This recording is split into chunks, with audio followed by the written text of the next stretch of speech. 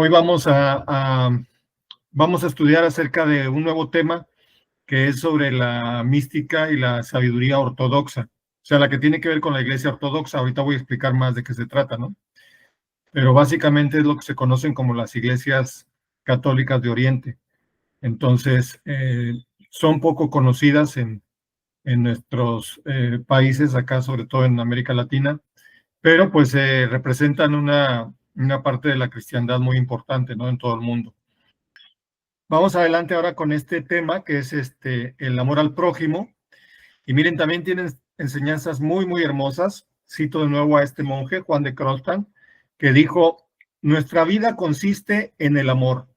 Sacrifica por el bien de tu prójimo todo lo que más estimas. Sacrifica a Isaac, tu hijo predilecto. Todo lo has recibido de Dios y tienes que estar dispuesto a dárselo todo. El amor a Dios y a nuestros prójimos no existe sin sacrificio, no puede existir sin él.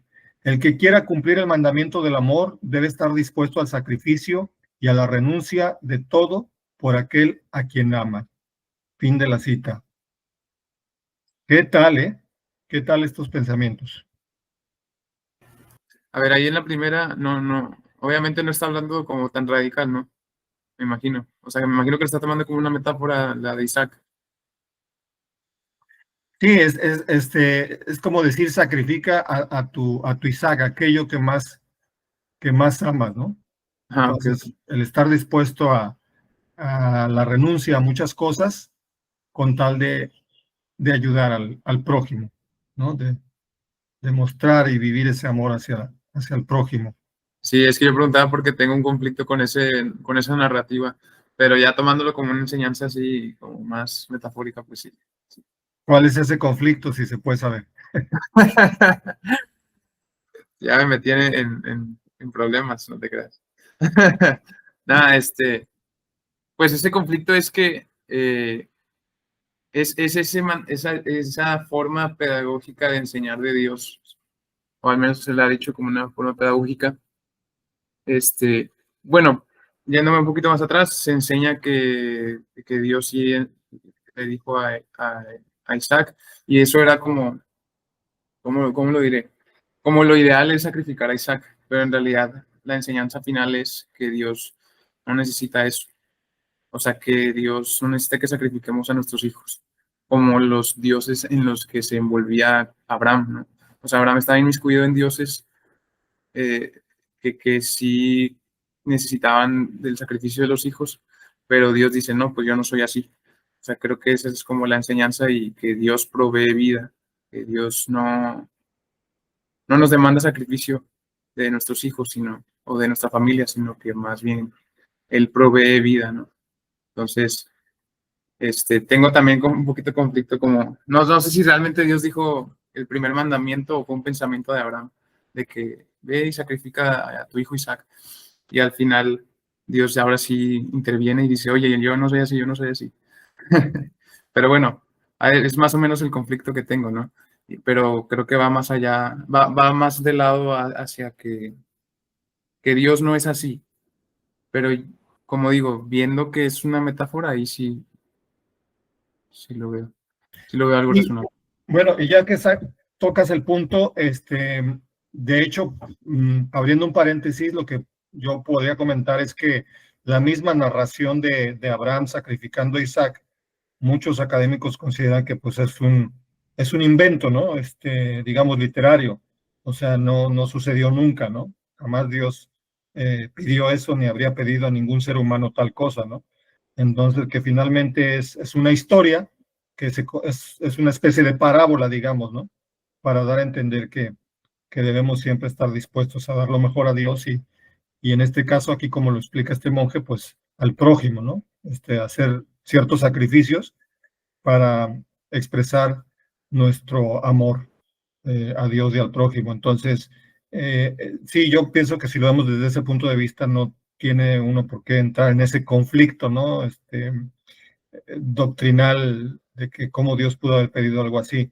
Pues obviamente Dios no puede pedir, Dios no, los demonios, digamos, o los falsos dioses, ¿no? Ah, Supuestamente eran los que pedían sacrificios humanos, pero el Dios de la vida, pues no puede pedir eso. Sí, muy interesante lo que dice.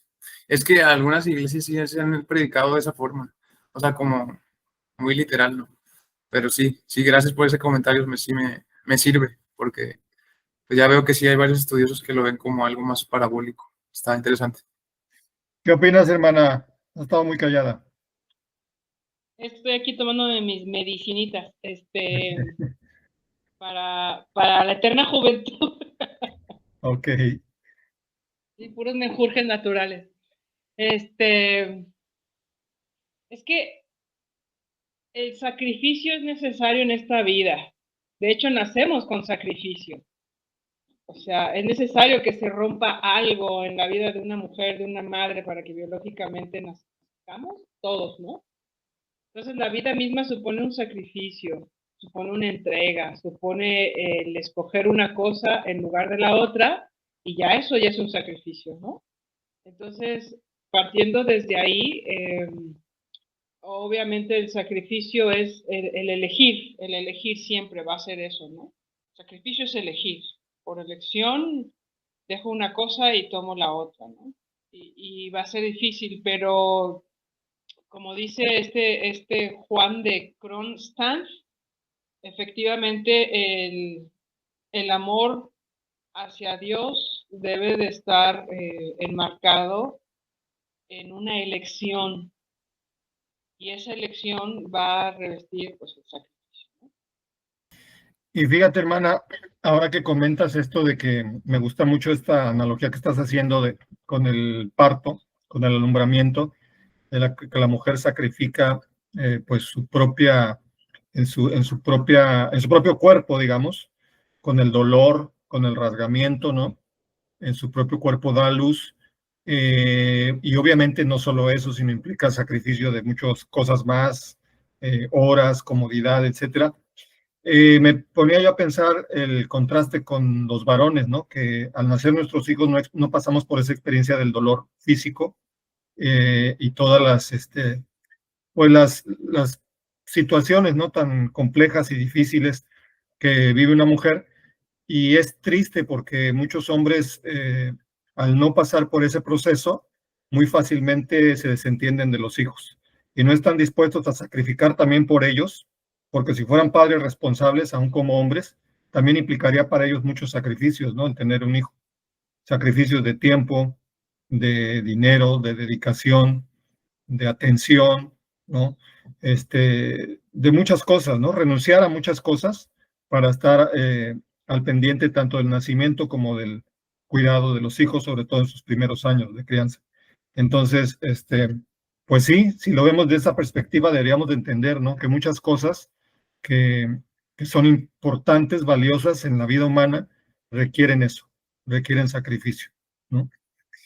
Y bueno, aquí lo está planteando de esa manera, ¿no? En cuanto al prójimo, siempre pensar en qué podemos hacer por el prójimo. Y fíjense, les voy a poner aquí otra cita de este mismo monje, de verdad es que sí está muy iluminado, agárrense porque lo que viene es una frase muy breve, pero una de las frases más poderosas que he escuchado en este sentido. Miren lo que escribió. Si no tienes nada que dar, basta una lágrima. ¿Cómo ven? A mí me explotó la cabeza y me dejó sin palabras. Me voló la cabeza. Es que ese es ¿cómo se llama? Es algo paradójico lo que acaba de decir. Y les voy a explicar por qué. Neurológicamente hablando, el llanto es una de las situaciones que el cuerpo humano gasta más energía en el cerebro. O sea, es lo más fuerte e importante que puede ocurrir en el cerebro humano. Dame un segundo. No sé si tú, Nico, mientras quieras hacer algún comentario sobre esta frase. Pues está muy bonita y es lo que más da en una pérdida. Y creo que se aporta mucho, dice mucho el solo acompañar a la gente en sus pérdidas más grandes. y pues se me hace como que te llena un vacío que a veces uno tiene por no saber qué dar. Entonces, el darte un sentido de suficiencia, de que puedes dar una lágrima y listo, está muy bonito. Sí, pero ahí es como comentaba la paradoja, dar una lágrima es dar mucho, muchísimo, muchísimo. Entonces, cuando él dice, si no tienes nada que dar, basta una lágrima, pues es que estás dando bastante también. Las lágrimas es la expresión fisiológica de una empatía, de un sufrimiento, de manifestar lo que se siente por aquello por lo cual se está derramando esa lágrima, ¿no? Entonces, realmente me parece una frase hermosa, pero muy paradójica, ¿no? O sea, Y fíjese que este monje en su propia vida dio muestras de este gran amor por el prójimo. Según cuentan sus biógrafos, pues era alguien que se despojaba hasta de sus ropas, de sus zapatos por ayudar a la gente. Fundó una casa, digamos, un albergue donde podían llegar multitudes de gente pobre a comer, a pernoctar. Se les daba educación a los niños, se les enseñaba también, desde luego, de religión, etcétera. Entonces, pues realmente fue un hombre que en su propia vida demostró en la práctica este amor al prójimo. Pero esta frase sí, como les digo, me voló la cabeza porque dije, wow, o sea, no hay excusa, porque muchos podrían decir, pues es que no tengo que dar, pero realmente si te compadeces de esta gente, si sientes, si eres empático con su dolor, con su sufrimiento, con su necesidad, pues con eso ya estás aportando algo, ¿no? Que en su momento, pues te podrá llevar a otro tipo de acciones, pero es esto, ¿no? La profundidad que conlleva esta frase, ¿no? Por eso les digo que los místicos estaban en otro nivel, ¿no? En otro canal, o sea, veían otras cosas que la mayoría no ven o no vemos. Sí.